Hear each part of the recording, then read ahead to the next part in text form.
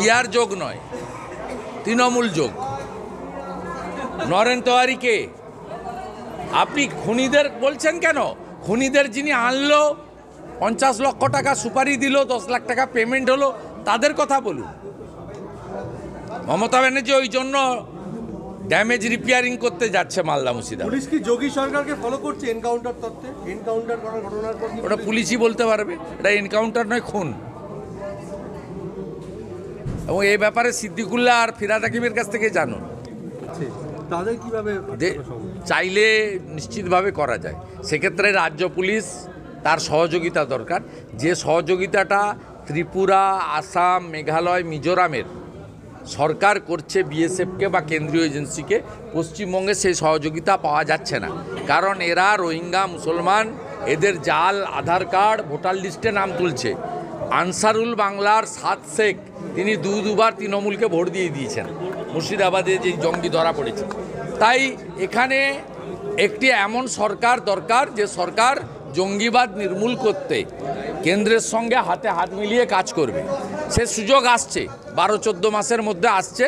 বাংলার লোককে ঠিক করতে হবে যে তারা জঙ্গিদের নিয়ে, তারা বিষাক্ত সাপকে নিয়ে রাত্রি যাপন করবে না বিষাক্ত সাপকে একদম একদম খতম করে নষ্ট করে দেবে। দুলাল সরকার খুনে স্থানীয় সাংসদ জগন্নাথ সরকার স্থানীয় বিধায়ক পার্শ্বনাথকে সেটা দেবে। 16 কোটি টাকা কেউ দিতে পারে, কোনো ব্যক্তির পক্ষে সম্ভব না। সরকার পারবে, রাষ্ট্র পারবে।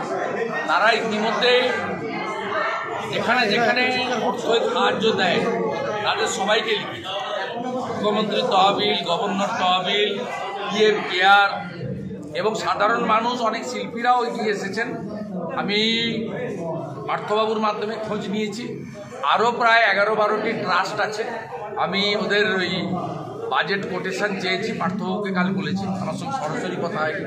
আমিও তাদেরকে বিভিন্ন ট্রাস্টকে লিখবো এবং আমরা প্রত্যেকেই যে যতটা পারবো তাদের পাশে থাকা উচিত। অনেকেই এগিয়ে এসছেন, বাকিদেরও এগিয়ে আসা উচিত এবং ওই ছোটো ফুটফুটে শিশুটার প্রাণ যাতে রক্ষা পায় তার জন্য সকলকে চেষ্টা করতে হবে। আমাদের এমপি এমএলএরা তারা যেখানে যেখানে লেখা রেকমেন্ড করান সব জায়গায় স্ট্রংলি রেকমেন্ড করেছেন, আমরা পার্শ্বও করছি। না, এটা তো রাজনীতির বিষয়, এটা মানবিক বিষয়, এটা সকলের উচিত এগিয়ে আসা। এবং আমি গতকালই এমএলএ পার্থসারথী চ্যাটার্জিকে বলেছি ওনাদের বাড়ির কাগজপত্র যেগুলো পিএম কেয়ারকে লিখেছে লিখতে আমাকে, আমি 11-12টা বড় ট্রাস্ট আছে যাদেরকে আমি লিখবো, বা আমাদের যারা ইন্ডাস্ট্রিয়ালিস্ট আছে তাদের যে সমস্ত ট্রাস্ট আছে টাটা থেকে শুরু করে তাদেরকেও আমি লিখবো এবং পরিবারকেও বলবো আবেদন করার জন্য। এবং আমরা সবাই মিলে করব, আপনারাও করুন। এটা কোনো রাজনীতির বিষয় নয়। যার হুঁশ আছে তার নাম মানুষ, অতএব মানুষ নামটাকে, তার সম্মান মর্যাদাটাকে রক্ষা করার জন্য এগিয়ে আসুন। আবারও বলছি, 16 কোটি টাকা কোনো একজন ব্যক্তি বা কোনো একটা কারোর পক্ষে বেয়ার করা সম্ভব। সকলে যদি এগিয়ে আসেন, ভারতবর্ষে 140 কোটি লোক থাকে, 16 কোটি লোক যদি 1 টাকা করে দেয়, একদিনে 16 কোটি। ভারতীয় ন্যায় সংহিতাতে ক্যাপিটাল পানিশমেন্ট তো বলাই আছে, তা বাকিটা অফিসিয়ালি জাজ সাহেব করবেন, তা আমাদের কাজ নয়। পরিবার অভিযোগ করছে তদন্ত সম্পূর্ণ হয়নি, অনেকে না, আমি নিজেও তো 2 দিন ধরে বলছি, ওটা আংশিক জাজমেন্ট, বিচারের আংশিক পর্যায়ে হয়েছে, এখনও অনেক কিছু বাকি আছে। এবং যে প্রশ্নগুলো বাড়ির লোক, তার কলিগরা, জনগণ করছে, এই অমীমাংসিত প্রশ্নগুলোকে মীমাংসিত করার দায়িত্ব তদন্তকারী সংস্থা এবং মহামান্য উচ্চতর আদালতকে নিতে হবে। দোষীরা কি সামনে আসবে সবাই? আমি বলতে পারবো, 50 জন অভিযোগ, আমরা তো আশা করব। এরা তো কম্পিটেন্ট, নিরপেক্ষ, রাজনৈতিক প্রভাব মুক্ত, কারণ এটা তো পুলিশ নয়।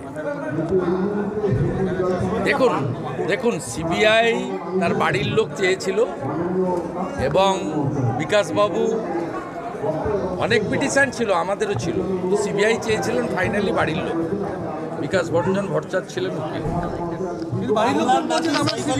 তারপরে বাড়ির লোক বলছে আমরা কখনো সিবিআই চাইনি। না, এই তো কোর্টে তো ফাইনালি ফার্স্ট ডেতে যায়নি, সেকেন্ড ডেতে চেয়েছি। এবং আমি বলি সিবিআই ছিল বলে তো আজকে অভিজিৎ মণ্ডল বা সন্দীপ ঘোষরা যে 3 মাস জেল খেটেছেন, বা তাদের বিরুদ্ধে যে চার্জশিট দেওয়ার অবকাশ আছে, বা তদন্ত যে এখনও অসমাপ্ত, এটা তো সিবিআই হয়েছিল বলেই। তারা সিবিআই তদন্তে সন্তুষ্ট নয় কেন, কি বলছেন? এটা আমি বলতে পারবো। ওরা এটা সুপ্রিম না আন্দোলন তো নিশ্চয়ই চাইছে। আমি পরিবারের সাথে আছি এবং পরিবারের হাইকোর্টে মামলা করেছিলেন, সেটা সুপ্রিম কোর্টে যেতে বলেছে। সুপ্রিম কোর্ট তারা গেছেন, সুপ্রিম কোর্ট উইল ডিসাইড।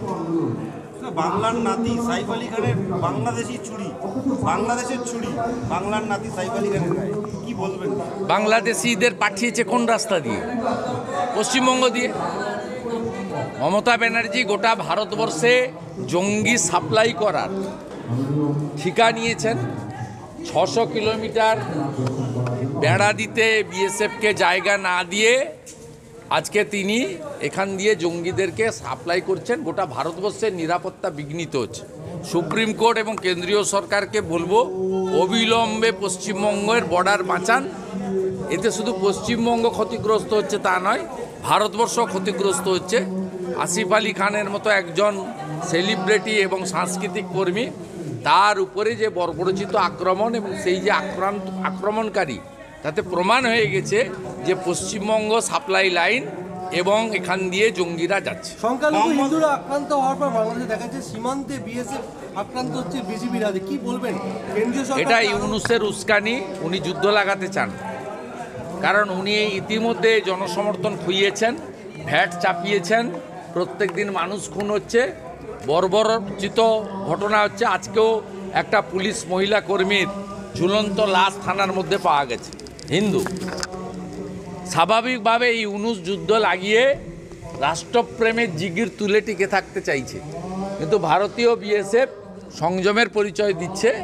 কারণ বাংলাদেশের সঙ্গে যুদ্ধ ভারতের কাছে তো কয়েকদিনের ব্যাপার নয়, কয়েক মিনিটেই ফয়সলা হয়ে যাবে।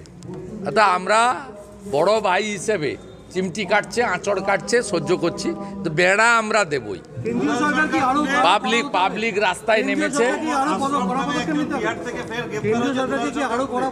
কেন্দ্রীয় সরকার সাথে আছে বলেই তো কালকে হটিয়ে দিয়েছে ওদেরকে।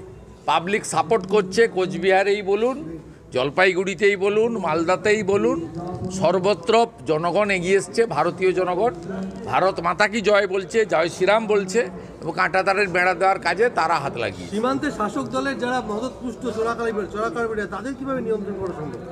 শাসক দলের